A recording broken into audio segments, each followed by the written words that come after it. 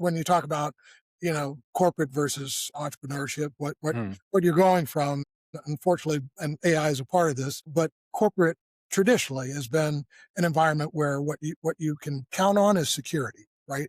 yes. Whereas when you go into entrepreneurship, what you're thrusting yourself into is an environment of uncertainty, right?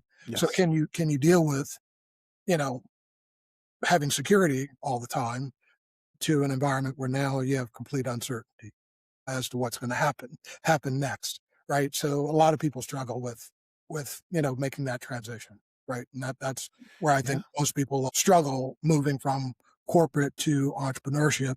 And so I say that to say what you want to, if you're thinking about thrusting yourself into entrepreneurship, you just want to understand that this is the environment I'm thrusting myself into. This is what I'm going to see on a daily basis. And if I'm not the person that can handle that, because I'm not, you know, inherently an entrepreneur, the Not way built that way. way Yeah. you can continue to thrive in that environment is to find someone who is to work with you. So that's when you need a co-founder, and that the co-founder. I've never seen an entrepreneurial business thrive without an entrepreneur in the business, but it doesn't have Yes. to be the founder, you know. No. But you need someone who, no matter what happens, they're just going to continue to come back to work and say, "Hey, we're going to make this work," right? Hmm. That could be an executive, that could be a manager, whatever, but there needs to be someone in their organization like that. So always when I'm working with entrepreneurs, it's like, I need to understand who you are because I need to Yes. understand, are you an entrepreneur? A great idea, or at least you think you have a great idea, but I need to understand whether or not you're an entrepreneur, right? Because the Hmm. only way this is going to work is for an entrepreneur to make this work. And so if that's not you, the advice I'm going to give you is find an entrepreneur to work with you.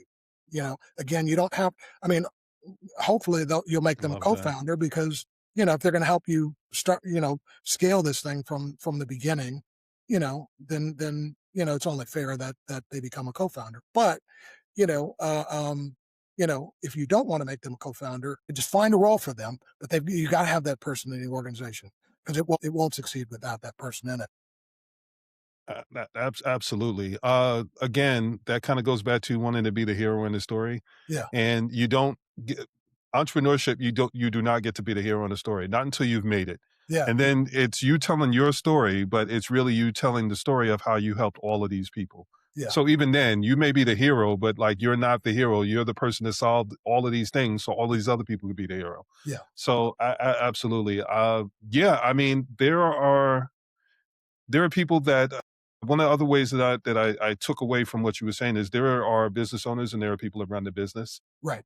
Yeah. And you can be a business owner and you can hire someone that has that entrepreneurial spirit and they can take care of those things.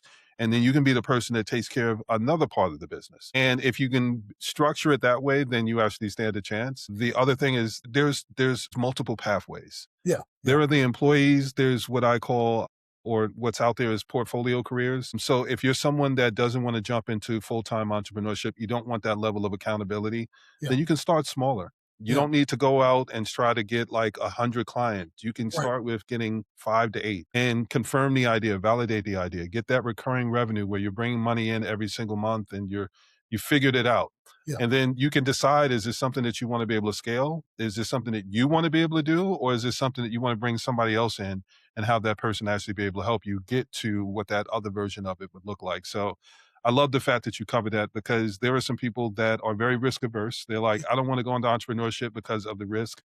When they say risk, what I really think they're talking about is accountability. Yeah. And yes, Yeah. Yeah. they're both in there, but like really what you're talking about is the accountability because I know and you can speak to this because you really just touched on it earlier. There's a difference between having great ideas when you're an employee and having great ideas when you're the business owner Yeah. or Yeah. you're the entrepreneur. Because when you're an employee, you can have all these great ideas, but you're not accountable for it if it goes wrong. Yeah. Like your check is still going to come, and it Yeah. and it's one of those things where even if you're wrong, you still expect your check.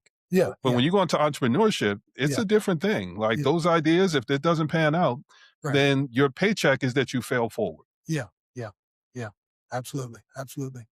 Yeah. Yeah. Okay. So, um, and you have to get that customer validation. I mean, that's so critical in that whole process. So talking to talking to customers and you mentioned earlier, trying to get 100 customers. Well, that's the Mhm. quickest way to fail. Being everything to everybody is how you fail. It's Yeah. laser focusing on. I tell entrepreneurs all the time, you only need one customer to figure out what it takes to succeed in entrepreneurship. Because once you get that Yeah. one customer, right, you've gotten someone who has signed the contract, is paying you for the solution that you're providing, and now they're this pipeline of great information that can Yeah. help you get to 100 customers, right? If you then take the time to ask them, why did you buy from me? How are you using my product or service? How's my product or service impacting your business? And can you Mm. quantify that? How can I make my product or service better so that it continues to be a solution for the problems that you have today and that you'll have in the future, right? Uh, um, now you've got all this great information that guess what? If one person has a problem, there are 100 people out there that have the same problem. But now when you start to scale your business and get, that these 100 additional customers, you've got this vetted solution that, Yeah. you know, think about it. When you go to that second prospective customer to try to sell them, they're going to ask you all the questions that you've already gotten answers to. You know, Yeah. uh, uh, uh, what does your product or service do? Oh, it does this. How does it solve this problem? Here's how it solves this problem. Is anyone else using it? Oh yeah, I've got this customer using. How is it impacting their business? Oh well, it's increased their revenue. It's decreased Mhm. their expenses, or it's a combination of the two. You know, uh, um, you know, you've got all the answers to the questions that a customer wants to ask.